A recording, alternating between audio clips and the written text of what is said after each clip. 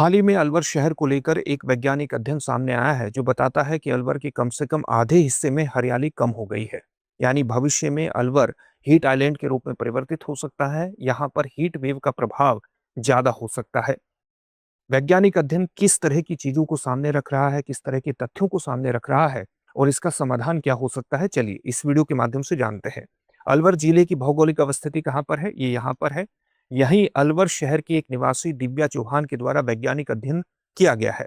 हम इस अध्ययन को वैज्ञानिक क्यों कह रहे हैं? क्योंकि इसमें एक पृथ्वी अवलोकन सैटेलाइट है, अर्थ ऑब्जर्वेशन सैटेलाइट है लैंडसैट 8, उसके चित्रों का प्रयोग किया गया है। लैंडसैट 8 जो उपग्रह है, ये फरवरी 2013 में प्रक्षेपित किया गया था। अंतरिक्ष एजेंसी अमेरिका की नासा और यूएस जो जियोलॉजिकल सर्वे है उसके द्वारा ये प्रक्षेपित किया गया था। अर्थ ऑब्जर्वेशन सैटेलाइट है। इसका सीधा सा मतलब है कि हमें कृषि भूमि के बारे में, उसके वितरण के बारे में काफी जानकारी प्रदान करने की ताकत रखती है। शहरी क्षेत्रों का विस्तार किस तरह से हो रहा है इसके बारे में भी ये जानकारी प्रदान कर देती है। रिमोट सेंसिंग टेक्नोलॉजी का आप कह सकते हैं कि इसमें प्रयोग किया गया है। रिमोट सेंसिंग टेक्नोलॉजी का सीधा सा मतलब है कि किसी स्थान पर जाए बिना जब आप उस स्थान के बारे में जानकारी हासिल कर लेते हैं किसी सैटेलाइट के माध्यम से, और किसी स्थान के बारे में जानकारी हासिल करने का मतलब है कि वहाँ के तापमान के बारे में जानकारी, वहाँ के वनों के बारे में, वहाँ के जल स्रोतों के बारे में, वहाँ की कृषि भूमि के बारे में, वहाँ उस स्थान पर प्रदूषण की क्या स्थिति है, इन सारी चीजों के बारे में आप जान लेते हैं, भूमि उपयोग के बारे में आप जान लेते हैं। तो रिमोट सेंसिंग टेक्नोलॉजी के माध्यम से ही इन सारी चीजों के बारे में आप पता करते हैं। तो अलवर शहर का भी अध्ययन इसी के माध्यम से किया गया है। ज्योग्राफिकल इंफॉर्मेशन सिस्टम जो कि एक कंप्यूटर आधारित प्रणाली है, जहां पर आप विभिन्न तरह के आंकड़ों को प्राप्त करते हैं, आंकड़ों का संग्रह करते हैं, उसका विश्लेषण करते हैं और उसका एक डिजिटल मैप भी तैयार करते हैं, डिजिटल मानचित्र तैयार कर देते हैं। तो अलवर शहर का अध्ययन करने के अंतर्गत ज्योग्राफिकल इंफॉर्मेशन सिस्टम का भी प्रयोग किया गया है। इसके माध्यम से हमें पता क्या चलता है? इसके माध्यम से हमें पता चलता है कि अलवर शहर का जो दक्षिण और दक्षिण पूर्वी हिस्सा है, वहां पर तापमान बहुत ज्यादा बढ़ गया है, मतलब वहां पर तापमान ज्यादा बढ़ा है। और जो उत्तरी शहर है, अलवर का जो उत्तरी हिस्सा है, वहां पर हरियाली ज्यादा होने की वजह से तापमान में उतनी बढ़ोतरी नहीं हुई है, बढ़ोतरी कम है वहां पर। इसका सीधा सा मतलब है कि दो टेक्निकल टर्म या एक टेक्निकल टर्म यहां पर आते हैं, नॉर्मलाइज्ड डिफरेंस वेजिटेशन इंडेक्स और लैंड सरफेस टेम्परेचर के बीच ऋणात्मक संबंध पाया गया है। इसका सीधा सा मतलब क्या है? नॉर्मलाइज्ड डिफरेंस वेजिटेशन इंडेक्स वस्तुतः किसी क्षेत्र में यह मापता है कि हरियाली कहां ज्यादा है, कहां कम हुई है। और सरफेस, लैंड सरफेस टेम्परेचर तो भूमि सतह के तापमान को मापता है। इसमें ऋणात्मक संदर्भ संबंध का मतलब क्या है? अगर किसी स्थान पर हरियाली ज्यादा है तो वहां पर टेम्परेचर कम होगा, और अगर किसी स्थान पर हरियाली कम है तो वहां पर टेम्परेचर ज्यादा होगा। यानी इनके बीच ऋणात्मक संबंध पाया गया है अलवर में। यानी दक्षिण शहर में जहां पर टेम्परेचर ज्यादा पाया गया है वहां पर हरियाली कम है, और उत्तरी क्षेत्र जहां पर टेम्परेचर कम पाया गया है वहां पर हरियाली ज्यादा है। इस तरह का ऋणात्मक संबंध अलवर में हमें देखने को मिला है। अब इससे संभावना जताई जा रही है कि जैसा कि सभी शहरी क्षेत्रों में हमें देख रहा है कि हीट आइलैंड की स्थिति हमें गर्मी के मौसम में देखने को मिलती है, तो अब ये अलवर शहर भी उस दिशा में आगे बढ़ता हुआ दिख रहा है।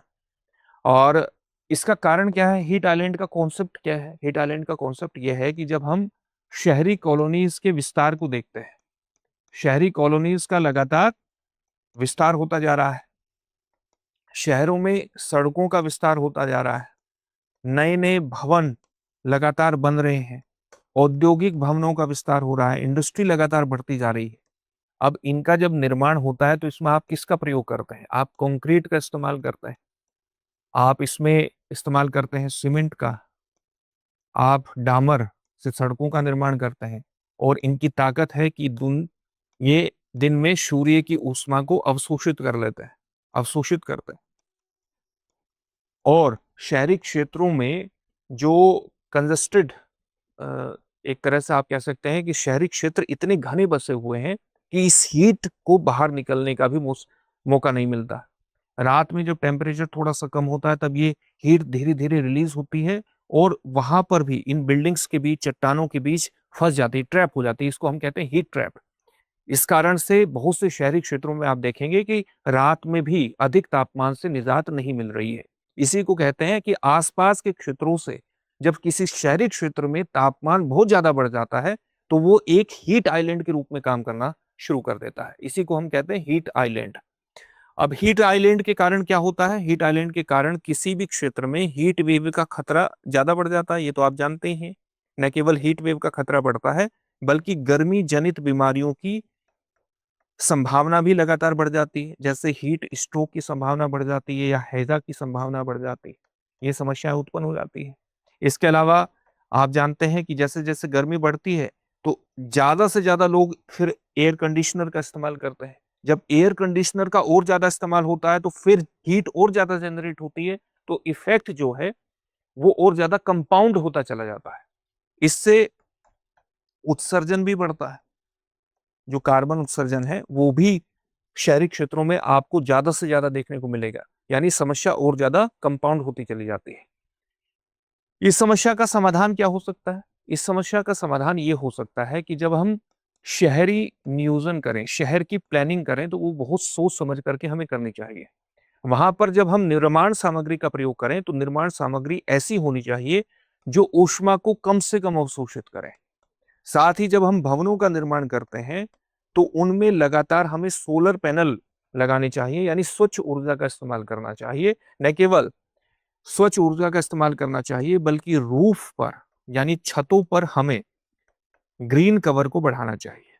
ग्रीन कवर को विस्तार देना चाहिए। साथ ही शहरी क्षेत्रों में ज़्यादा से ज़्यादा सार्वजनिक परिवहन को बढ़ावा देना चाहिए और इलेक्ट्रिक व्हीकल्स को जितना बढ़ावा दें, उतना ज़्यादा ज़रूरी है।